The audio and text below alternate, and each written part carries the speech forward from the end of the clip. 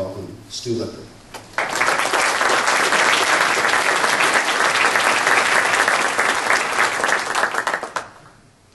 Thanks for the kind words. I think most of the people out here are either elected officials or work for the government. Is that a correct assumption? No. It's the political season, so I'm going to comment on a couple of the things that I've had the opportunity to have a unique perspective on, as at least two of the political candidates have used my properties as backdrops for their campaigns. One candidate, we'll leave unnamed, but he stood in front of my facility in Iowa, and you all know the message. We have to punish the companies that go overseas, and industry's dying in America, and we need a new policy, and free trade is bad for America.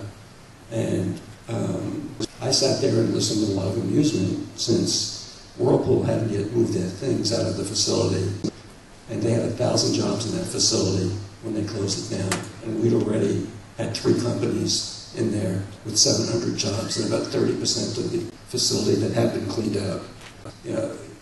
When I would look at it and say, one of the reasons you have to give messages like that, you couldn't say the truth. You couldn't say that we're all having a recession right now, but can you imagine getting elected if you said recessions happen, recessions have always happened, right? You couldn't get elected. But what's really true is, over the last 5 years, the United States has the fastest growing economy in the world. You couldn't say that because everybody would say, you don't know what you're talking about. China has the fastest growing economy in the world. But it's not true. China may be growing at 9%, and we might be growing at 3%. But our GDP is so many times higher than theirs that the actual amount of growth at 3% is higher than their 9%. So you couldn't say, we're not falling behind, right? They're not catching up to us, right? You couldn't say that the United States is the most competitive country in the world. An international organization that rates these things has ranked the United States #1 in competitiveness 14 years in a row. We have the easiest formation of capital in the world. Most of the industries start here. Most of the research is here. And that doesn't mean it's not true that we have industries moving overseas. But the real truth is that one of the reasons we have industries moving overseas is that our companies buy government and buy our own economic policies to remain competitive. So, we let companies do what they need to do to stay competitive and vibrant. In the Whirlpool situation, they consolidated all the Maytag manufacturing into other Whirlpool facilities in the United States. So while we had a presidential candidate using the occasion of the closing of the plant to rip companies apart about going overseas, here was a company that was doing what it needed to do to remain competitive in the United States. One of the companies we brought in there is a major company that's making windmills. What we're seeing is companies around the country doing alternative energy things. We've done major deals in solar and wind, and a lot of that's happening right here in the United States. So, he could say manufacturing isn't done in the United States. There's more manufacturing being done in the United States now than there's ever been. Right? There's more cars being produced in the United States now than there's ever been. Just less by the U.S. owners. And it is true, it's being done with less workers. But that's also a good thing. That's part because we allow our companies to be competitive. In France, they don't let you fire workers. Right? Here we can fire the workers. So can you imagine if a political candidate actually got up and said, we're the fastest growing country in the world. We're the most competitive country in the world.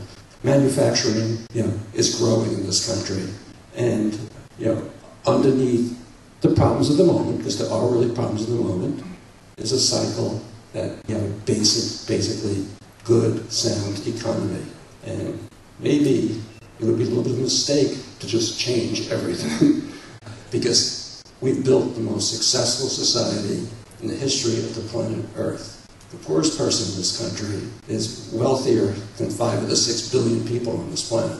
So, and again, I don't say this to knock any candidate. I say this to emphasize the point. You have to keep your problems in perspective, right? You have to understand the context of the changes you're looking to make.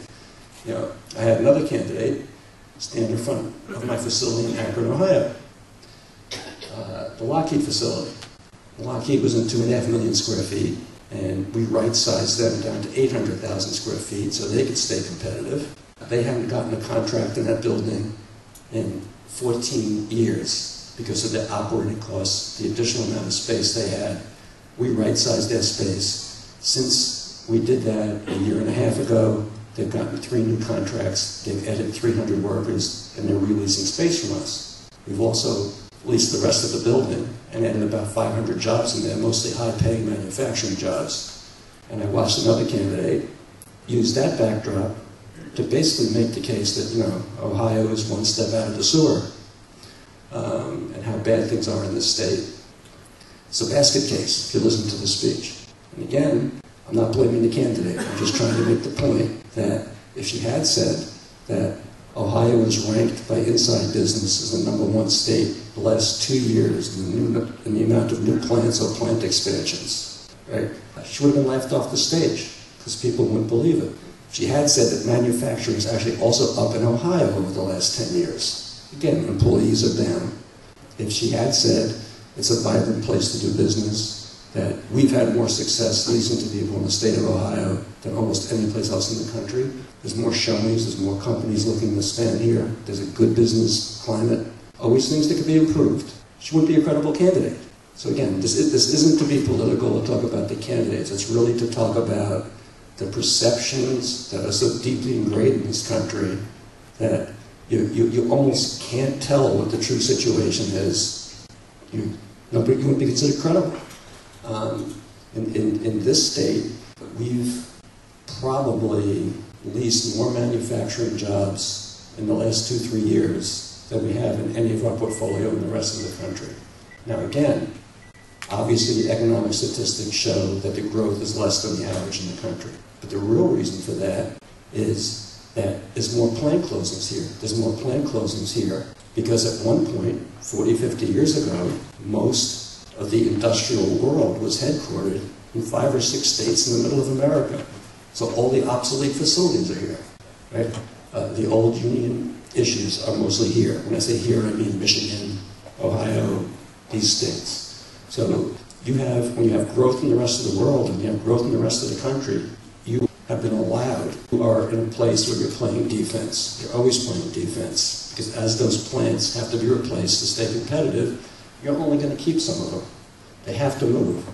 So if Ohio has a 1 or 1.5% growth and the country has a 3% growth, nobody takes out of the statistics the fact that most of the closures are going to be where most of the old facilities are. You're going to lose some to other parts of the country, you're going to lose some to other parts of the world. And that 1.5% actually shows an underlying economic strength that's at least equivalent to the rest of the country. So that gets lost. It gets lost. And if you said it, who would believe you anyway? So the real point I'm trying to make isn't not to focus on the things you can improve. There's always things you can improve. There's lots of things here that could be made better. There's a lot of people struggling right now. And the politicians, all of them, both parties, will beat up the oil companies. They'll beat up speculators. But can you imagine a political candidate saying the real main reasons, there's a lot of reasons, but the real main reasons are our own energy policy. The real main reasons is that high-priced gas is in the long term good for America because, unfortunately, capitalism works and alternative fuels and alternative energies will become real when they're economic.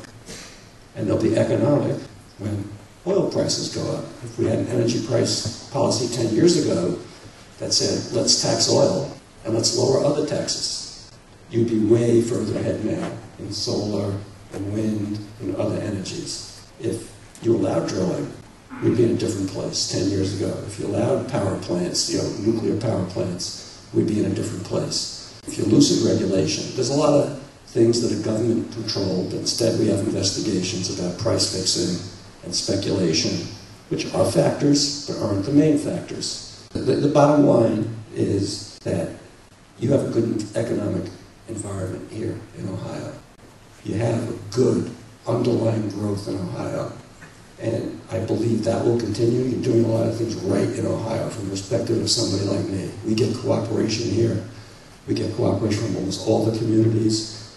Most of your governments are very pro-business, on the ground. They function better than they function in a lot of places in the country.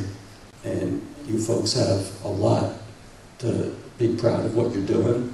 And I caution you, listen with half an ear to all the messages you get. It's hard to separate the wheat from the chaff. There's a lot of negative messages out there that just aren't accurate. So, thank you.